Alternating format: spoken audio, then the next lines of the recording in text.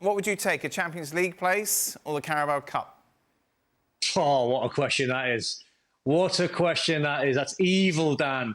I think, do you know what? I think it is. I think I take the Carabao Cup.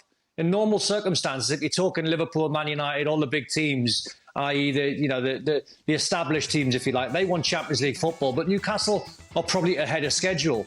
So Champions League football would be amazing for them, but I don't think any Geordie at the start of the season thought Newcastle will get into top four. I see an interview with Dan Burn today, a local lad, a Newcastle fan, and it was a great interview. He was driving from the training ground to St James's Park, and he got asked a question. He was telling his teammates, he said, listen, if we win a trophy here, we'll be heroes forever. And that's how much Newcastle players are revered on Tyneside. Shaka knows. I've stood on the Gallagher end all the way through, from about 8 till about 18. I stood on the Gallagher end of the scoreboard, so I know what it's like. So if they win a trophy, Carabao Cup, I think they would snap your hands off.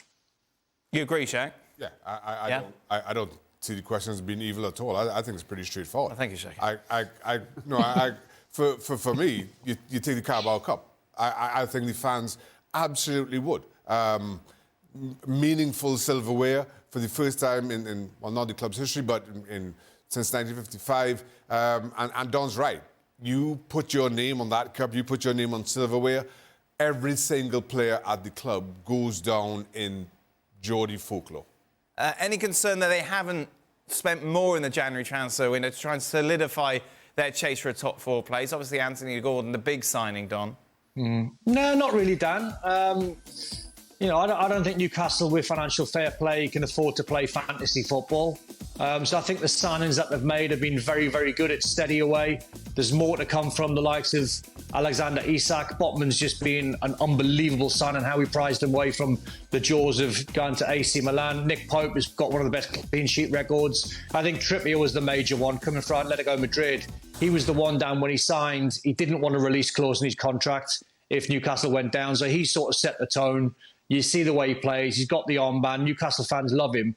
And I think at the moment, you're seeing a steady rise in the standard of signings, which the Newcastle fans can get on board with. And I think it would be dangerous just to go out there and sign, a really luxury player. Eddie Howe is not that type of manager. And by the way, I've got to hold my hand up and eat a little bit of humble pie with Eddie Howe.